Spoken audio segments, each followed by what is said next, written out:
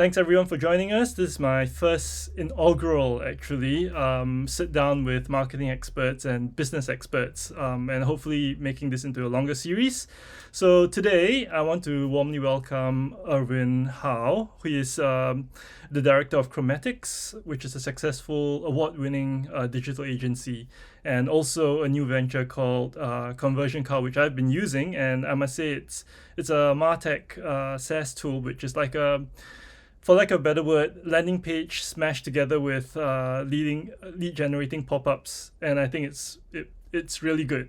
So thank you very much, Erwin, for joining, for coming on board for this session, and congratulations for checking Thank out you, your my friend. dream of podcasting with Jason Schwenk. Yeah, thank you, my friend. Yeah, it was a very good one, but it was 5 a.m. when we actually did it. So for me, it was late for him, but oh man, it was worth the wait. So yeah, Yeah, I look forward to seeing that podcast. mm. All Should be right. good. Should be good. Okay, so let's get into it. So I guess the first thing I want to ask you is, you've been running your business, and you've been doing digital marketing for a long time now, close to a Mm, decade or more. So mm. what are the marketing challenges you face personally in your businesses? Yeah, well, I think the biggest challenge I face at the very beginning is actually the difference between traffic and conversion. Everyone seems to think that uh, if you do your SEO, you've got to get leads. Or if you build a website, people will find you. Um, and that there's some magic one bullet. And I think that there's a misnomer and a bit of a misconception that one thing does everything. It's actually the sum of those 1%ers together that actually make up and make it really successful. So we always say that traffic times conversion rate equals customers. And so you've got to work on ways to get people to you, but then you need to be able to convince them to one, get their attention, that awareness, then push them all the way to action. And I think it's the sum of all of that together which makes marketing successful. But unfortunately, the issue maybe for customers or me, actually, come to think about it, is um, customers sometimes confuse the two together, or they kind of say one sentence assuming that it's one thing. So it would make me a website that's going to be on the first page of Google. Well, whoa, whoa, whoa, whoa. You just talked about two things: web design and being found on Google, two separate things in converting. But the problem that I faced actually is, and where Conversion Cow, my software, came in, was I was getting a lot of traffic to my website. Being a professional services business, similar to tradies, if there's any tradies listening, or even other professional service companies listening, we have our websites on the net all the time. People are checking it out all the time. May you realize that or not. And for those who don't believe me, who are listening, who go, no, no one ever goes to my website. I do know marketing, Erwin. My simple test is this: shut it down for a month. Just take it down then. You say you don't use it. Oh, but Erwin, oh no, people look for my phone number. Oh, you know what? I don't run ads, but I might have a CCAD instead. So it's maybe not sales, but it's for HR. You're recruiting people. Sometimes it's just a validation check. It's not like a quick buy, but it's just, oh, I just want to see if this Francis person's real. Let me just go to his website, www, and away we go. And so it's making sure that people understand traffic times conversion rate equals customers. But for me, I realized I was getting a lot of traffic, but I wasn't converting as well. And so that was a problem I went through. And that's why I created Conversion Cow to solve that problem, which has really helped us dramatically. So, I think every business goes through that issue, having traffic but not converting. How do you manage mm. to make that traffic into a conversion? Yeah, yeah, yeah. It's really simple if you think about it. There's only four questions people think of, assuming that they've already come to you. Okay. So, say I've just met you for the first time. There's only four things that go through my mind that address a certain problem I have. So, obviously, if I found you, I have a problem that I need solving. But there's only really four questions: who are you? What do you do? Why should I choose you? How do I get in touch with you? They're the only four kind of core questions that sum everything up. And obviously, this is all packaged with nice design, nice content, great layout, all that kind of stuff, beautiful imagery, videography, and typography. But they're the four key things at the heart of it. Who are you? What do you do? Why should I choose you? and how to get in touch with you. And if you don't believe me, it's actually the same 4 things I actually asked my missus 17 years ago when we got married to get the next date. Yep. They're natural human psychology points. Who are you? What do you do? Why should you? Maybe how do we not get married, but how do we get to that second date, which is that appointment, that first step, when you're swiping left or right. I don't know how the Tinder people do it nowadays, but you know what I mean, Yep. right? So that's it. Yeah. So what's your tip on getting? I mean, it's easy to obviously someone looking for you would have found your website because obviously they need something from a service and you provide that service. Now the third question, why should they choose you? How do you answer that question? Yeah. Why should you choose it? I mean, of the 4, the first one's more to do with emotion. The second, third, and fourth are more to do with well, the first one's more the heart. That's what I call the heart. The second, third, and fourth is actually more to do with the head. And why? Especially that third one. Why choose you? Why is it so important?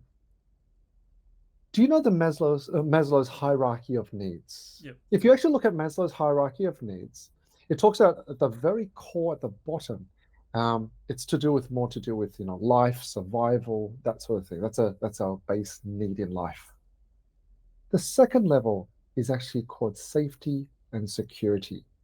So no matter what we do in life, essentially, it's always like I'm always like this. I'm putting my guard up in everything I do. And now, unless you can lower that guard, I'm not going to do anything because safety and security come up. And so why should I choose you?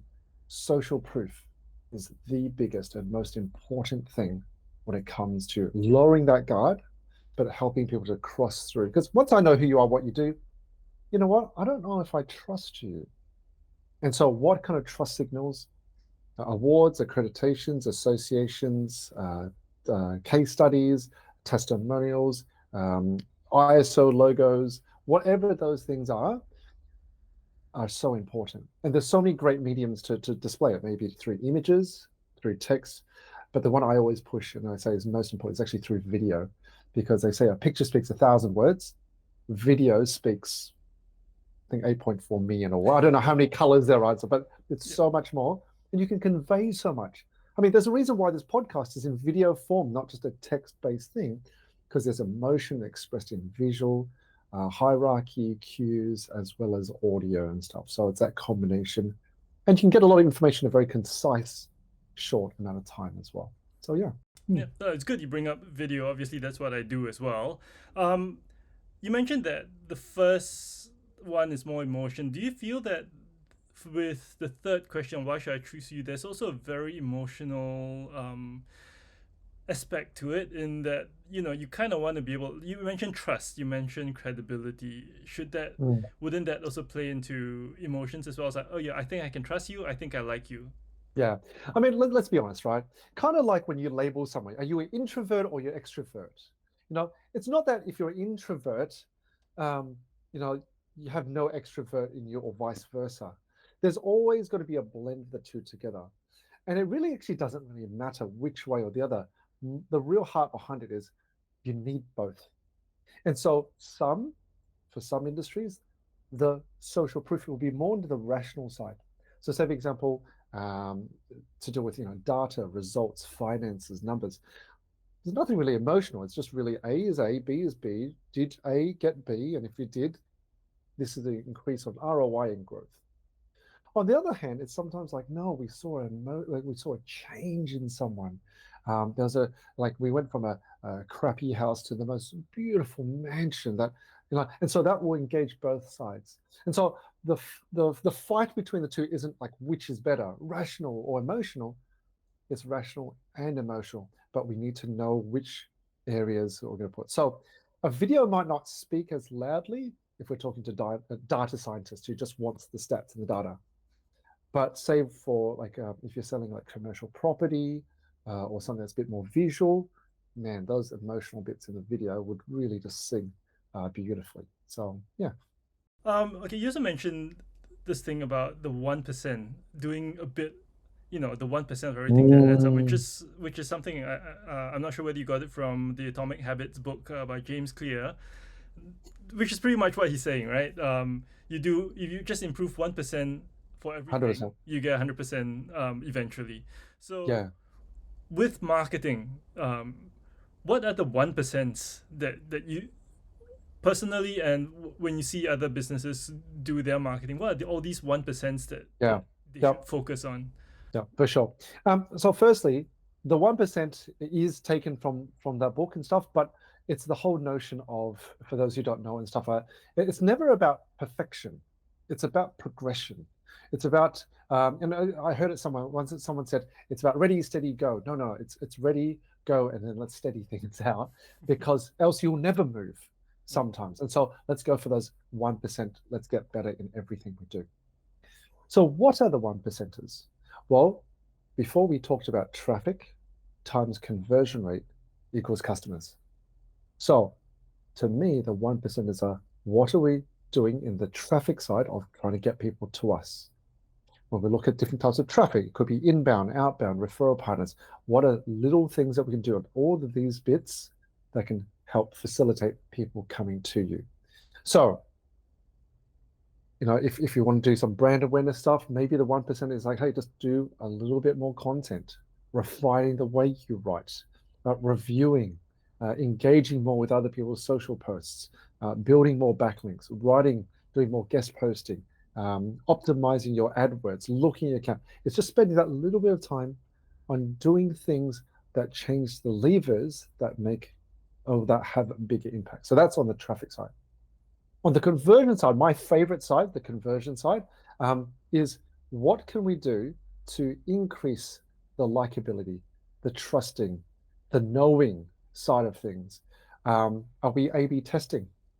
Are we testing different messages, call to actions, methods of contact? And so that's why with our Conversion Cow tool, we have built into our software A/B testing that allows us to check, try. Maybe an image gets you more. Maybe it's more heart than head or head than heart. We don't know. And so it's these little tests and stuff. But please don't stop at the SEO, AdWords, social to website level. Conversion is, how about 1% better on the phone calls? 1% better on the proposals? 1% at the meeting presentations, all the way through. And so it's these little refinements all the way through, which is what I think a business coach actually does. They sit down with you and just go, what are the 1%ers that can change through the whole process? Just break it down. And if you're wondering, wow, Erwin, you haven't even talked about fulfillment yet. You're just talking about how to get a customer, and we're feeling overwhelmed, or whoever's listening feels a bit overwhelmed. It's the same question as, how do I eat an elephant? One bite at a time. Just start chomping. You'll get there, and it's always painful at the start. But I promise you, like the first time you go to the gym and you leave and you're in absolute pain the next day, it only gets easier and it only gets better. Just start chomping. So, yeah, that's the 1% in my eyes. Yeah. You also mentioned the last time marketing is a game of chance, like Monopoly. Yes. Expand on that a little. What do you mean by chance and playing Monopoly? Yeah, no, I love it and stuff. So I love playing board games with my daughters, in particular my younger one, Zoe. But Zoe can't work out why I keep winning in Monopoly. She just can't work it out and stuff like that. It's quite funny. But and one day I told her the answer. You see, in the game of Monopoly, as much as it is 100% a chance game, there are certain things I can do to improve my odds. So let's play a game here with you, Francis, and stuff. And for those listening, do you actually know on the whole board of Monopoly? I'm not asking you to be a Monopoly connoisseur and stuff, but did you know, or actually, do you even know which colors get landed on the most? No idea. Any ideas? Yep. So if you don't know, you will just go for anything and everything. A lot of people just go for the Mayfair at the end because it seems like a really expensive one, but that's not the truth. Statistically, orange has the highest probability of being landed on, followed by red. So orange and red. How do you know that? Well, firstly, you need to know which spot probability gets landed on the most. And without getting you to guess and stuff, Francis, it's jail. Jail gets visited the most as a spot. So if you actually look at, and again, I don't want to sound like a statistician or maybe a gaming nerd too late, but if I had two dice and I was to roll two dice, do you know the highest probability number that you'd get is chance of rolling is a seven, or from two dice is a Mm. seven, has the most combinations. The second two numbers is 6 and 8, followed by 5 and 9, and so forth, right? If jail is the most landed on spot because there's the most cards that say go to jail, plus, as you go around the board. And if you land a double to get out of it, which is a 6 and an 8, I don't know if you realize, but 6 and 8 are both orange squares. Mm.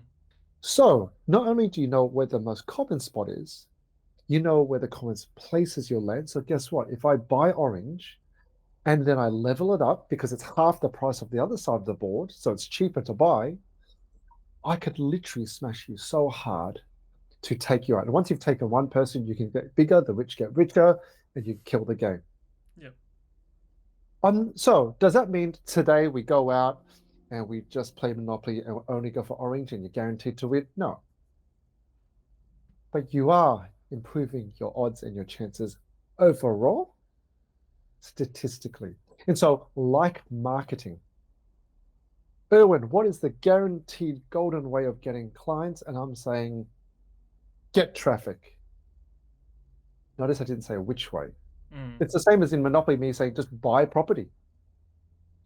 Which one, Erwin? I don't know. It depends on your target market, what product you're selling. But even if we did know all those things, I can't guarantee everything, but I can improve my odds. And that's why I think Monopoly, in that example, and that's why conversion cal actually is orange in color, because I'm here to improve your odds. I don't know if you made that connection and stuff, I but did not, but now I know. but now you know my job is to just improve people's odds in the same way when you engage with a marketer, no one's going to guarantee you leads and sales. They're just trying their best with the bag of tricks they have. And that's all we can do. And so a couple of things I'd love to for people to remember. Number one, with in particular with websites, try different things, A/B test it, but you want to track that data. Number two, there are certain elements that just do better than others. And there's what I call a hierarchy. So example, video gets more attention than static image. Static image gets more attention than plain text or text. Big text gets more attention than the little text, and so forth, so forth. And so it's just knowing how to play all these things, but they work in combination. So I'm not saying just to make our whole website just a big video, but knowing how to prioritize and use what in the right area for the right target demographic is very important. And that's where the 1% of improvement every time comes in. 100%. So yeah, that's it. So knowing that, not myself being a brand new business, not every new business or startup has the capacity or resources to start buying ads and buying putting buying lots of backlinks and things like that. So what can new businesses do Yeah, I love with that. that kind of capacity or resource? Yeah, for sure. And so let's look at traffic, some cost-effective traffic techniques, and let's find some conversion techniques that are really simple. So what would I do? So let's even reframe your question. I am now starting a brand new business with no chromatics, no conversion cal. And I've just decided just to start a new company in X, whatever X is. Okay. Well, Not Twitter. or not Twitter X. So of the three of traffic, if I was to really dumb it down, let's talk about inbound, outbound, and referral partners as three marketing methods in traffic. Inbound is the best because everything comes to you. You wouldn't type in web design in Melbourne if you're not looking for web designer in Melbourne, sort of thing. Inbound's wonderful, but inbound is the most expensive. That's where SEO AdWords comes. So let's forget inbound. Outbound is I go out to find someone, which is why we do cold calling, cold emailing. Doesn't work. It's a numbers game. I'm not going to say it works or it doesn't work. I know some people who are best in class in those things. So for anyone who says it doesn't work, it means because you haven't done it properly, is my nice way of saying it. And so can that be done? Absolutely. But you need a lot of volume. That's why that is more hit and miss, because those coming to find you, it's usually bottom of the funnel. You going out, it's usually top or middle, or if you're lucky, you might, not that I believe in luck, but you might hit someone at the bottom. Yep. So if I was starting out again, it's really two words that I'll always have: referral partners and leverage. It's really your network. So going out to meet people, one-on-one, catch-ups, doing great work, and then referring you, that word of mouth. But the only problem is anything in the referral land is not scalable. Inbound's the most scalable. So is outbound. So the lower the cost, because my friend always said this to me, Erwin, you either use your own money or you use your own time and energy. Which one do you have? I go, I don't have money. And he goes, well, fine, use your own time and energy. But I don't have time. Well, then use money. But I have money. Then you've got to choose one or the other. So that's what I'm saying is, you don't have money, let's use time and energy. Second, outside of traffic, what would I do?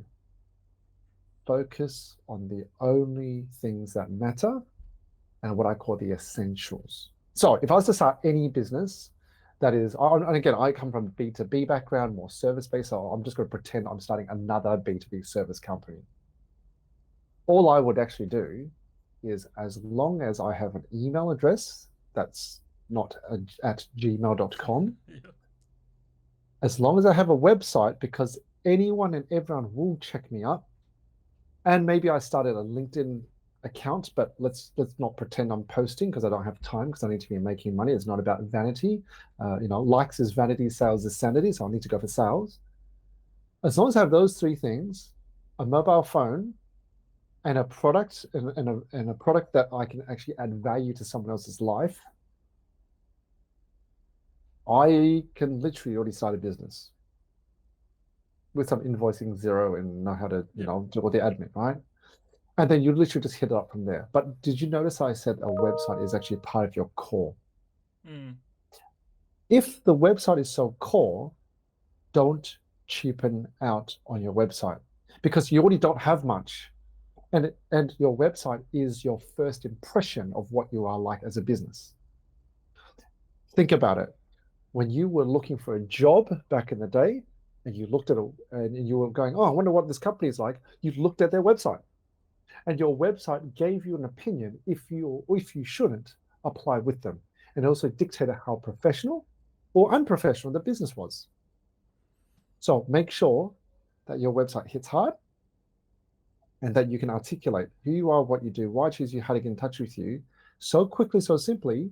And if you can't do your website, get conversion cows, shove it on you, you're done. And that's pretty much all. That's all you need. And the rest comes down to how good you are at sales and fulfillment after that. Okay.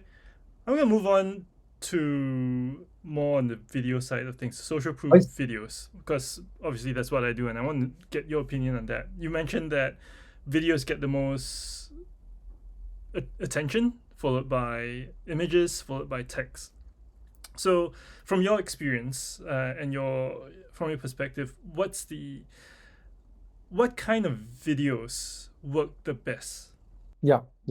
And by the way, I just want to disclaim it, because I know someone out there is going, Erwin, headlines that are in text do better than videos, because if I don't play the video or image, it doesn't work.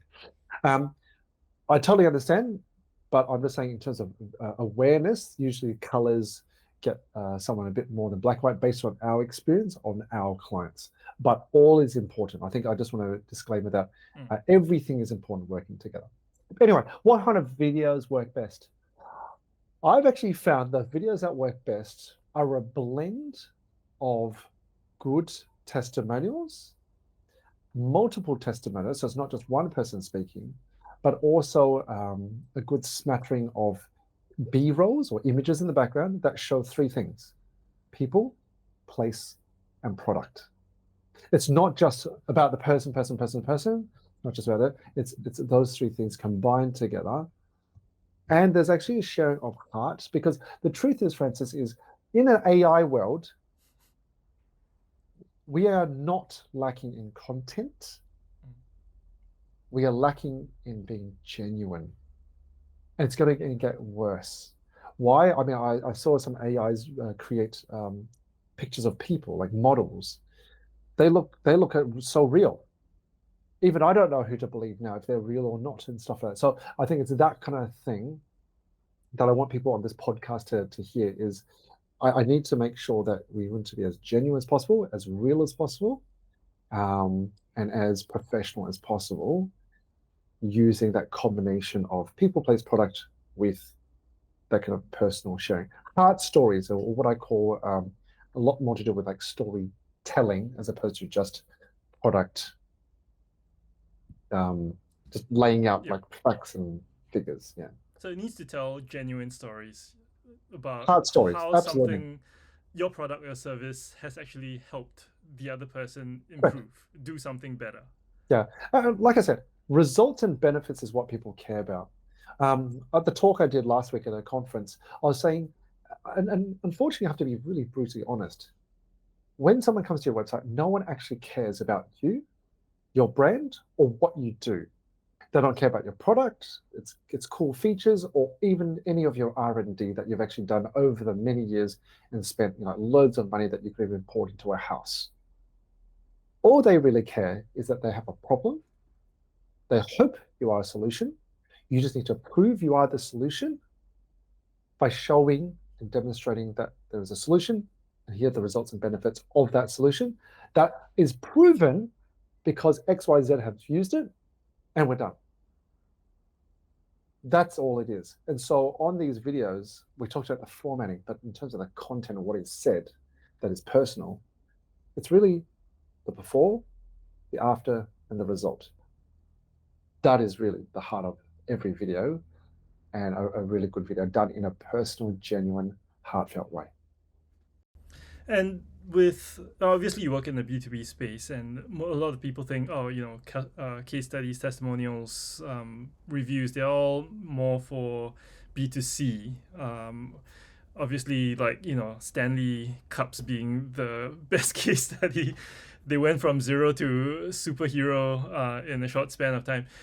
Do you feel that there's a need that even for B2B, there is a real need for good, genuine, heartfelt stories in videos, in true testimonials, case studies, or Yeah, reviews? yeah. The truth is, heart is a human being thing.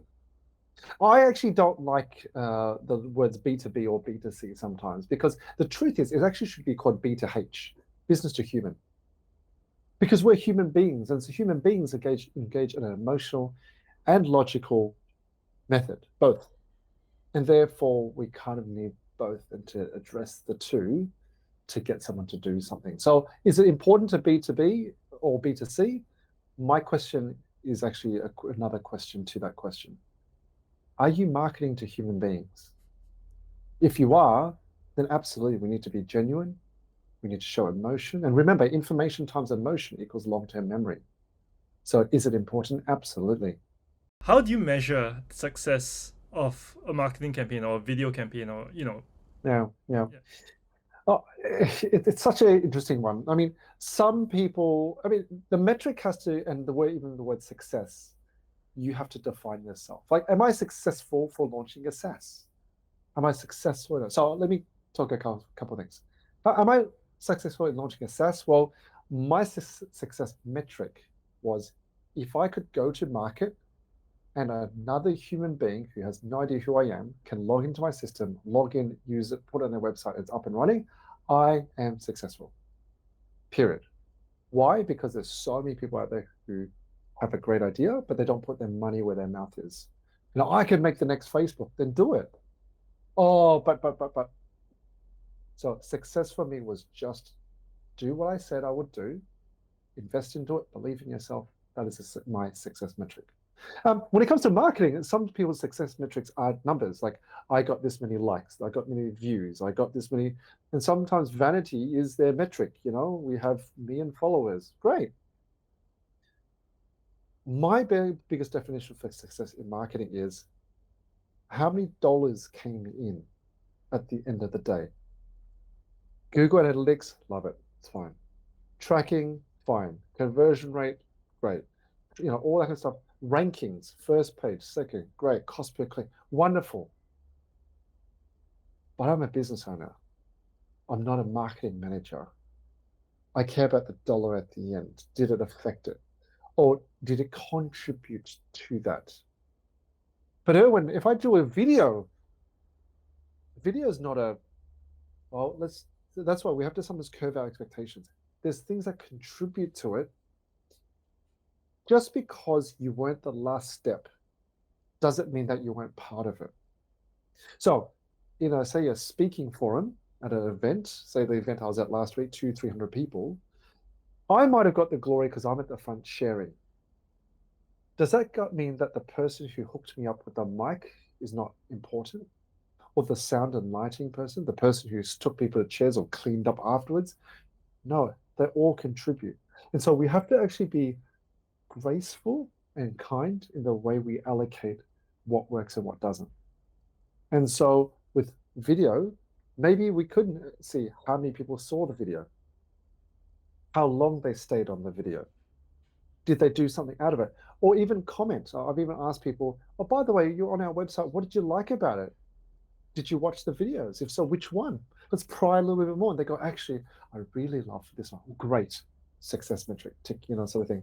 And of course, there's quantitative and qualitative ones and stuff. And if we can get, the data that's actual and stuff, awesome. And so we can attribute what works.